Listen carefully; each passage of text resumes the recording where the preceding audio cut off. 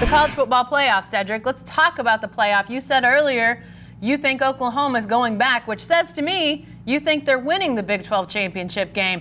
Is it gonna just take a win for Oklahoma to get into that top four? Or if Utah wins the Pac-12 game, how does that change the equation? Utah right now ahead of Oklahoma in those college football rankings. How does that all shake out in your mind's eye? Well, Baylor is a top 10 team.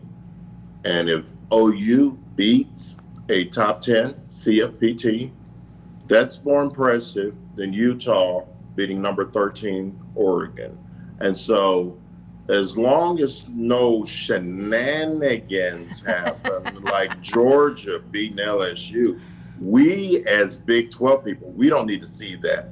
We don't need to give the CFP an opportunity to put two SEC teams in there. We don't need to see that. So Baylor loses to OU, and even if Utah beats Oregon, I think Oklahoma will get that number 4 spot.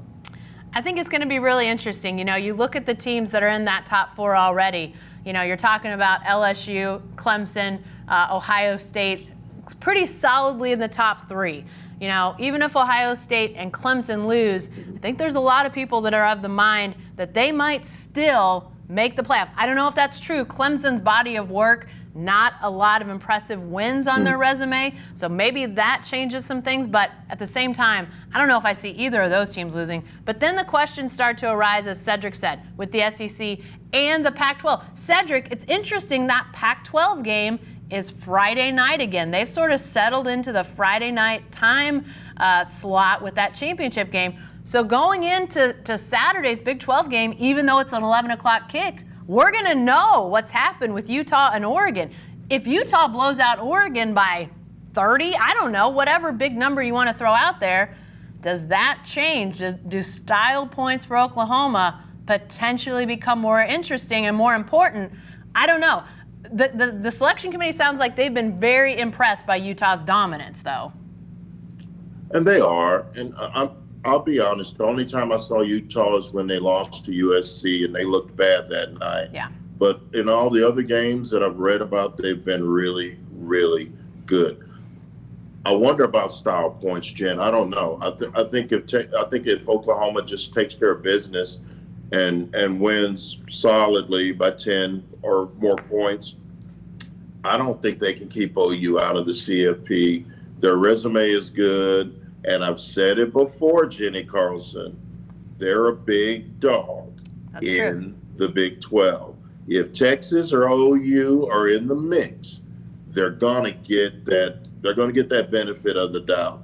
Utah is a great program. Utah is not Oklahoma. So to me, if the Sooners win, and it's an impressive win, even if it's a close win, I think with their record, having beaten all but one team that they played, and let's not get it twisted, K-State was better than we thought they'd be, 8-4, Jen. Yeah. That is impressive. Yeah. So as long as OU takes care of business, I don't think that they're going to be denied a seat at that table. You know, I think that's an interesting point, sort of the pedigree of Oklahoma and that powerhouse, blue blood, whatever you want to say, those programs. There's an interesting sort of debate that I've heard sort of bubbling up, and I think it started with ESPN. I'm sure they're trying to create some drama with this to a degree, but the comment was made somewhere along the line in recent days that nobody wants to see Utah in the playoff. Now, I think that's very...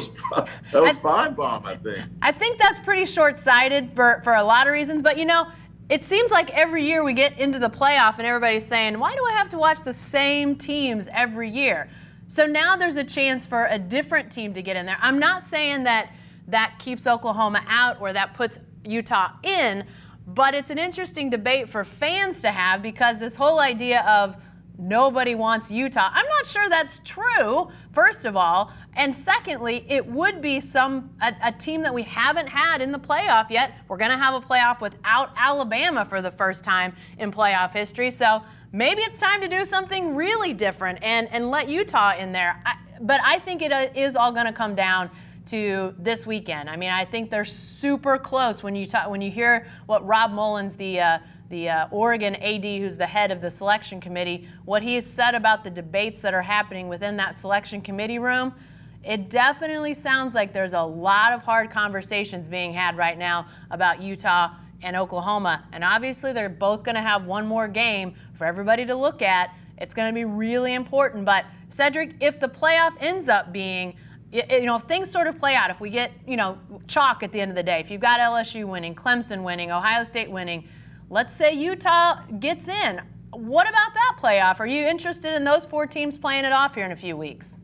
I'll always be interested in the CFP. I think that's fun. I hope they expand it to 8 teams eventually, Jen, because I think there's always 8 really good teams that are good enough to win a championship in a given season. No disrespect to Utah, but I don't want Utah in the CFP. But if Utah makes it to the CFP, I will be watching. So I would hope that the Boomer Sooners would be in the CFP because I like watching them play football. And I like Lincoln Riley. He's been on my podcast. He's a good guy. So if they win, I'm all in on the Sooners. And hopefully we'll get to see them play for a national championship. They're a very good team. Going to be interesting. Here's a wild card I'll leave you with. If Baylor wins the Big 12 championship game, what's the debate about Baylor and potentially Utah filling that 4th spot? Let's see what happens. That's great. Jen, that's a discussion. Because Baylor is not a blue blood. No. But I do think that if Baylor beats OU impressively, then Baylor might get a chance. I don't know that Baylor trumps Utah, but I will say this. I like the Baylor Bears. I like Matt Rule. Yep. He's been on my podcast. He's a good guy. They also play defense, and we know the selection committee likes teams that play defense. So that bears watching if Baylor wins that championship game, what that discussion becomes.